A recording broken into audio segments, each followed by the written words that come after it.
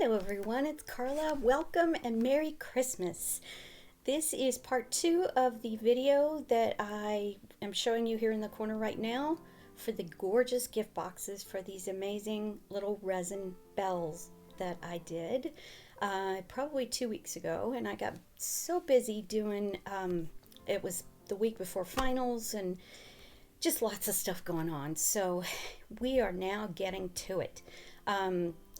This project is quick and easy, so even if you've got something else that you need a last minute gift box for, this will be perfect. What I am using here is a piece of, and it's a weird size, 12 inches by 8.5 inch decoupage paper that I found on Amazon that I will link below if you're interested. And I cut it down to 8.25 by 8.25, and that's what the little parentheses squared means.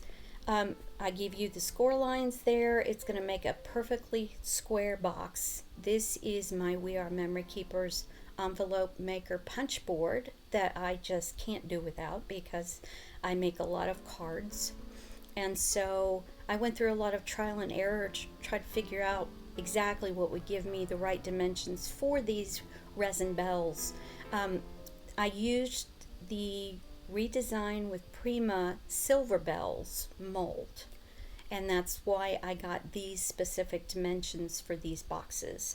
But if you've ever used this punch board before, you know that you put it on a score line that's recommended. That's what all the little blue and the white lines are there to the left of my hand on the board, and it tells you where to score it.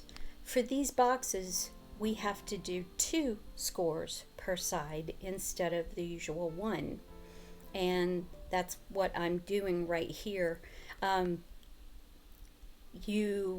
you've never used it before, then you see that I am first scoring, making the line, and then punching, and that makes a nice little indentation to kind of, it's a demarcation line to show you where you're going to fold it. So we are almost done with this one. You can use any paper you want. I tried using tissue paper and it was a disaster. So no, don't do that unless you've got some really thick, nice grade tissue paper. And I almost cut it again there. I was just on a roll. You know how you get in that mode. The thing I like about this little button on the other side is a corner rounder. So it will actually round the corners off for you automatically, and you don't have to buy an extra rounder punch. Okay, now just like a pizza box, you've got these little tabs as a result of both the intersection of both score lines. You want to cut just one of those. It doesn't matter if you cut the bottom one or the top one there, but on the top, now this is a personal preference, but when I was making the first few boxes, I cut only one side of these little tabs, and I didn't like it. So I decided just to dispense with them entirely, and that's why I'm cutting them off. I left the top of the box open so that the bell would be visible when your recipient receives it. But here you see me folding those little tabs on the bottom, and that's why you need to do that, and it works. This next part, don't do it. I didn't realize until, like I said, I was on automatic pilot, and I didn't realize until I put my tissue paper in that when you press it down into the box, when the box is all put together, the tape is going to grab it, and it's going to be sticky, and you're not going to be able to readjust it as you need to. So don't do that. It's not a good thing. Here I'm using my favorite tape that I got on Amazon that I always link in the description. By the way, I am not an affiliate. I don't get any money from these links. I share them with you guys because I want you to know the good products that are out there. Now here you see me fiddling with this. With my thumbs, I'm pressing in those little bottom tabs as I'm folding up the bottom of the envelope. And there I'm trying to get it to adhere. Now, if you've got a square solid object that is exactly the height of the box, you can use that. I didn't, so that's why I'm using the tape roll. Here I'm using the hot glue on the adornment for the outside, and of course I've been using either ribbon. I've tried cardstock on a few. I really like the look of the ribbon.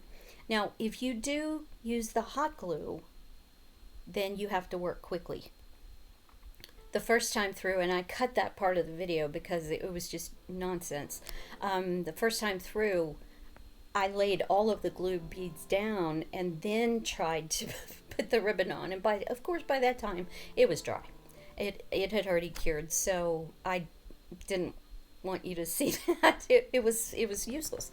So here I am again using my roll of tape just for stability underneath the box. And I've found with the boxes you can use paper if you want to. I like the cardstock 60-pound or even heavier. You could even use watercolor paper at 140 pounds if you want to. The Paper Studio makes some great cardstock that's about that weight, watercolor mixed media paper weight at about 140 pounds. So those things are going to have some longevity. They're going to have some staying power for you. So I'm just finishing up here on the first layer of ribbon. Now I didn't like it by itself. This part is an aesthetic choice. You do what matches your paper and what you think is gorgeous. I learned a long time ago when I first started doing art that if I don't do what I love, it's not going to turn out beautiful at all. It's gonna look crap. And so I don't do projects because I think other people will like them. I don't use colors that I think other people will like. I do what makes me happy. And if no one buys it, of course I'm in the business of selling and creating what I sell. But if no one likes it, then that's okay. You have to be okay with that. If you're a seller in the same position and you have an Etsy shop or a website where you sell, make sure that that's the first thing that happens, is that you design what makes you happy. That's the reason I'm doing vintage and Victorian, shabby chic, Baroque, French country. Those all make me happy. I love creating beautiful things, and I think those time periods reflected that beauty better than any other time period in which we've lived. The 80s were kind of crazy thanks to Miami Vice and the wild hair and the bright neon colors.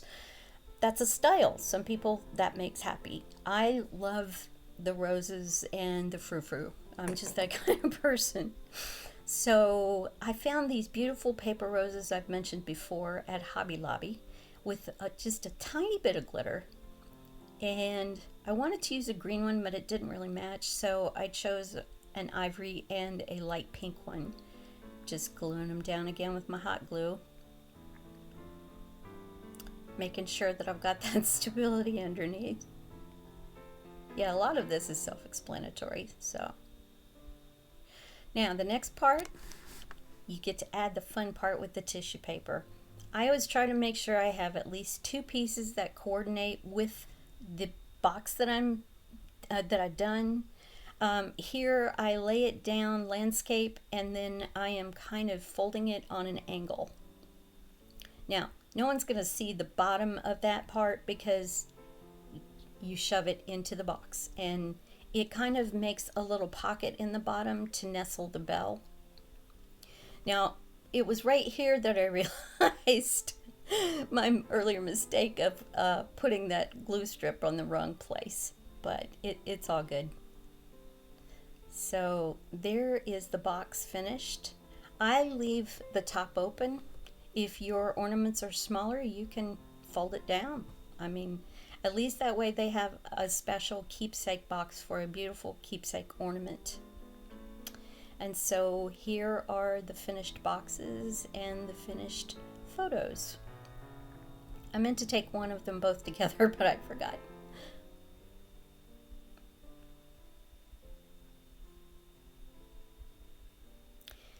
I want to wish you all a very Merry Christmas. I pray the Lord God blesses you and that you have memories that you can cherish for a lifetime.